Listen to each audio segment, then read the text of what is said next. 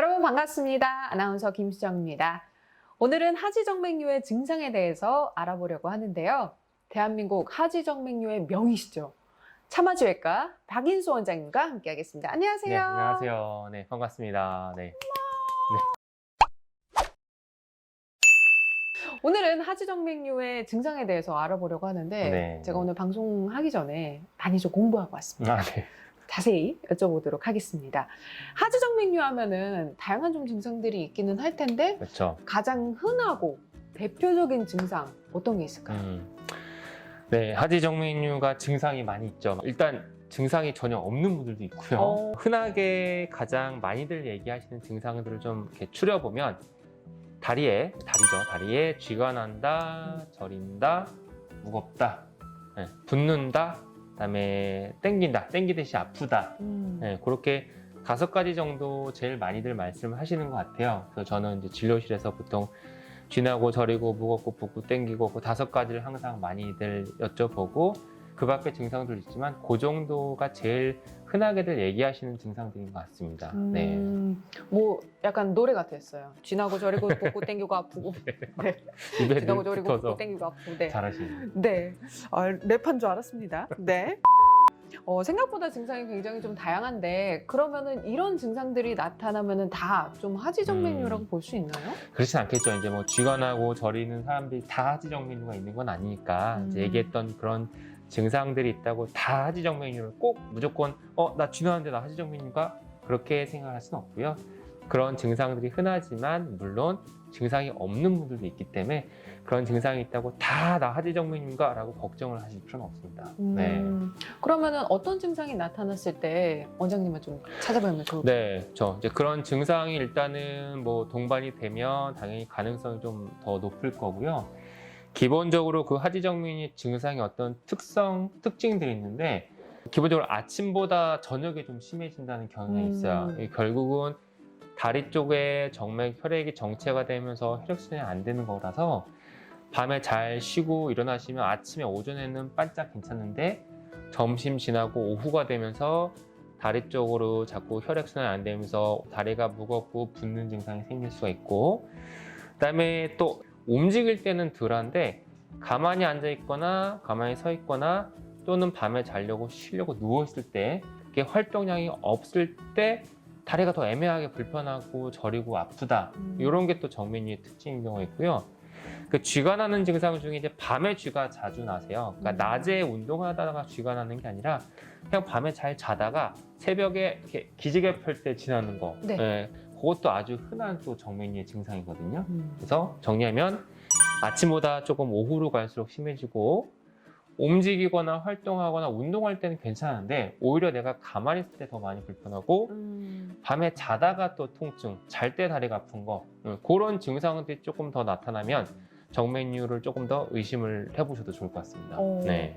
근데 또 말씀하신 게 이런 증상들이 나타난다고 해서 다 하지정맥류는 아니다라고 하셨잖아요. 네. 그러면은 이건 어떤 원인이 좀 있을까요? 그렇죠. 이제 다리가 아플 수 있는 원인이 다리 정맥 혈관 말고도 예를 들어서 뭐 근육통일 수도 있고요.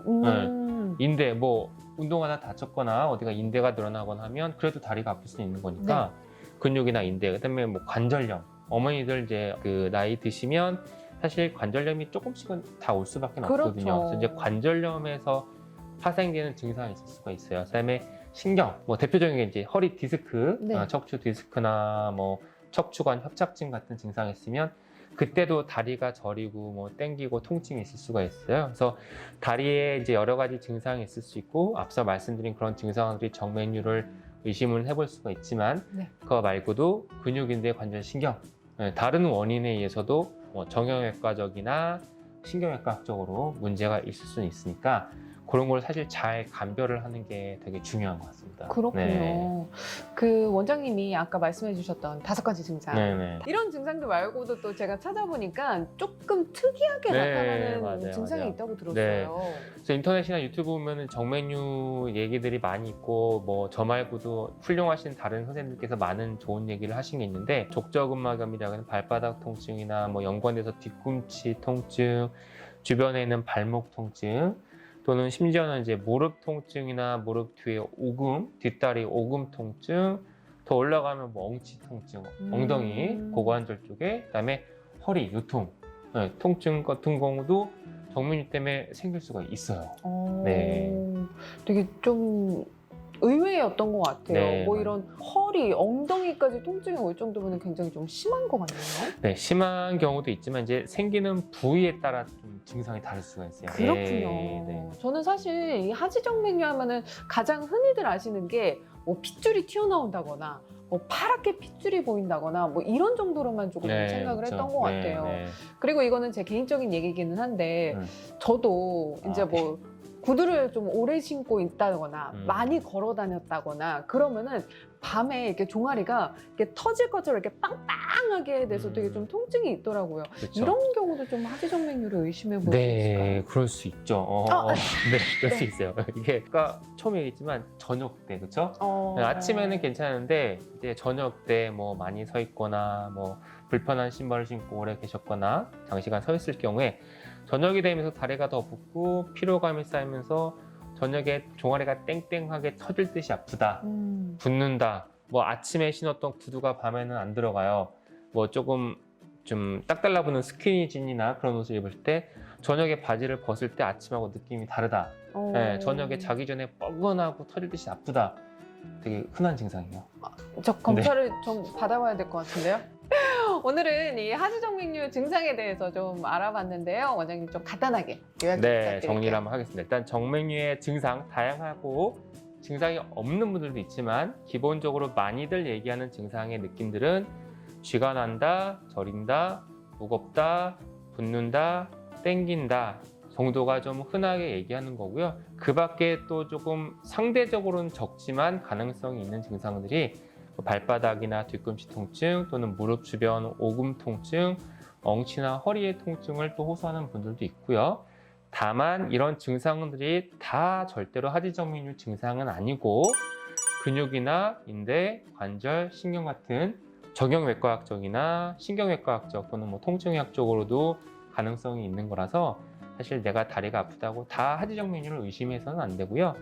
앞서도 말씀드렸지만 좀 저녁이 될 때 심해지고 밤에 더 불편하고 움직이거나 활동할 때는 덜한데 가만히 있을 때 더 불편하다, 그런 증상들이 같이 동반이 되면 그거는 하지정맥류 증상일 수가 있으니 한번 검사를 해보자 라고 이렇게 이해하시면 될 것 같습니다. 네.